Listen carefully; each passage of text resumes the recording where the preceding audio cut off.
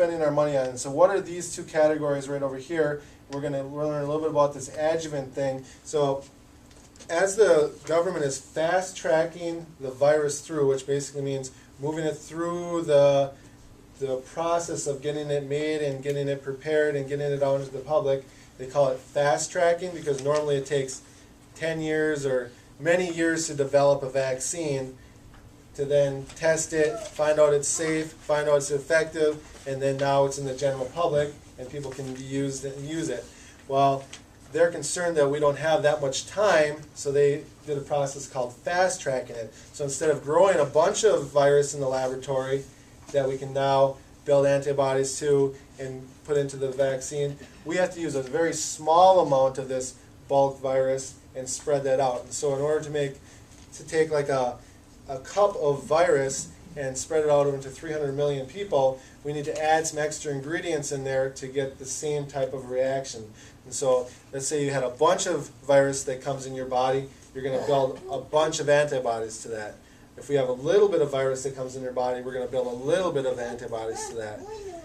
But if you can add some extra ingredients in there to stimulate the immune system, to fire it up, you can get the same type of reactions with those antibodies to a small amount of virus by adding some of these extra ingredients. And so it's really common in the military that they add extra ingredients in there because we don't want to get a ton of antibodies circulating throughout the bodies because the soldiers are going to potentially be being exposed to a bunch of different diseases.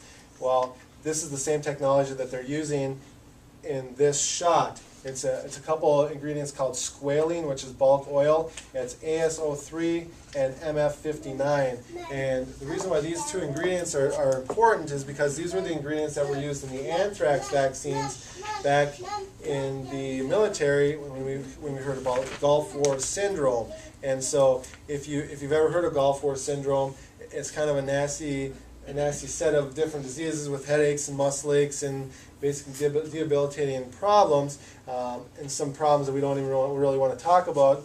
But basically when they did tests on these people that had Gulf War syndrome, whether they were actually in the Gulf War or never actually made it over there, still had the Gulf War syndrome, what they found was that every single one of these virtually people had antibodies circulating in their body, not to the virus, not to anthrax, but to this adjuvant called squalene, which is going to be in shots by GSK and Novartis. And so when they did tests on the swine flu vaccine, they actually tested two different companies. They tested this Sanofi Pasteur and CSL. Those were the two companies that they actually tested the virus on, tested the vaccine on in the general public. That started in July. The testing lasted for about 3 to 5 weeks, and now we're saying that it's safe and effective. They did not test these two vaccine companies, and we obviously spent a lot of money to those two companies to produce some vaccines. So the shots that were tested did not have the adjuvants in them. They were those shots that did not have the adjuvants. So we're kind of testing one thing, and then now we're going to give something completely different to the general public. So it kind of makes you wonder, what are the government officials that are going to apparently get the shot? Which one are they going to be getting? That's an interesting thing to think about. So 5 different companies are making it. 2 are highly paid and have some bad ingredients for sure in them. So problem 1, the fast tracking, we talked about that. Get it to market faster. Less time for testing and less time for testing effectiveness and safety. And the other thing that's interesting is with this fast tracking, the vaccine manufacturers said, we're not going to do it because it's going to cause injury to lots of people. The only way that we'll actually agree to do this fast tracking program is if you agree to give us 0 liability for any kind of reaction that's going to happen.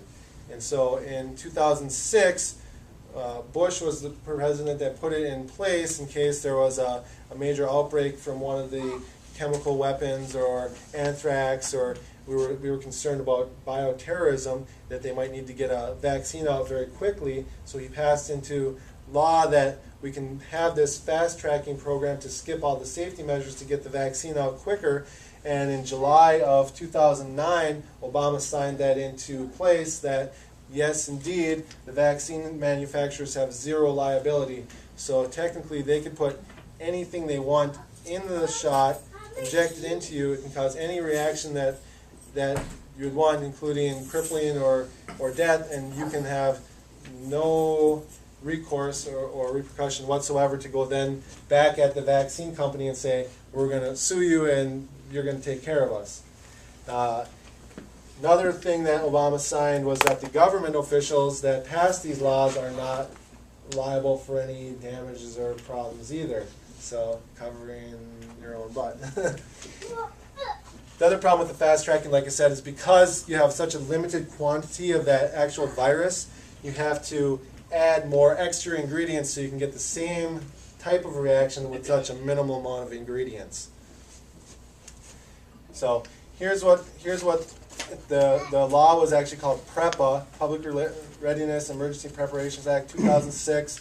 Secretary of whatever, that was put in place by Bush and then signed into effect July 17, 2009.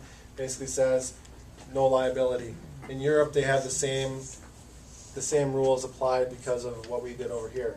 So also, if anything, the only way that they can be found guilty is if the plaintiff can provide clear evidence of willful misconduct that resulted in death or serious physical injury. So the only way that you can actually have recourse against them is if you can provide evidence that they knew the shot was going to cause a problem. They have done in their research, they've done something that provide evidence that it's going to cause a problem. So there's their reason why they don't want to have a whole lot of testing and evidence, because if in their testing they find out that it's a problem, then you can go back at them and say, you knew in your testing that this was a problem, now you're liable. So the less testing that they do, the less liability that they have, because this law says if they do more testing and find out more problems, then technically people can go back at them and go in that direction. So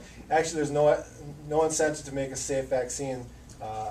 The companies have no incentive. So in order to make a safe vaccine, you have to have a sterile laboratory, pay people much more money, and take a lot more time and be careful. It's kind of like if you're painting a room and you don't want to slop any paint on the floor or the ceiling, you may pay a professional painter to do a really good job and come in there and take their time and do everything just right. But if you don't really care, and you could hire your kid to come in there and just slop paint all over the place, and it's not really going to matter because it doesn't have to be sterile and clean. You can just be slopped all over the place. And so the vaccine companies, in order to make a sterile, safe vaccine, you'd think that there would be some incentive there, monetarily wise, to have them make something safe and effective. But now that there's no liability, they don't have that need to make something safe and effective. So that's the concern. So what did the studies show so far? Well, this bottom part, this is what they're reporting. Studies conducted on the two vaccines, CSL and Sanofi Pasteur, 3 to 5 week trial. They were done on healthy college-age students. They paid them about $250. I think there's about 8 to 12 college campuses that they conducted the tests on. So think about yourself. How do you feel now versus you felt when you were in college, like age 21? You may have a few more aches and pains right now than you had when you were 21. You may have a few more illnesses that have set in on yourself. This is who they were tested on. No adjuvants, no extra ingredients were used in the test, just the purified stuff. And what they're showing is that they're safe and effective in the healthy individuals. So maybe a little bit different than the random public population. Now this guy, this was the test. He's speaking out. He was a test subject in Germany. His name is Axel. You can go online and read about him. He has been vomiting blood since he's taken the shot. He was paid $250 in Europe, and he reported his injuries to the study. They said not related, and so now he has to come out to the media and speak out against it, whereas it should have just been part of the research and the evidence. So he's trying to make a big stink about the vaccines, more so in Europe, not necessarily those two companies that were tested here. And his name is Axel, so you can check him out. He's from Germany. So why are so many doctors and scientists speaking out against the shot? It's really interesting. We kind of see two different stories emerging on this swine flu thing. There's the scientists, vaccine like manufacturers, there's the government, and they're all, the vaccine manufacturers, the pharmaceutical industry, and the government's kind of on one side, and then we have the scientists, the medical doctors,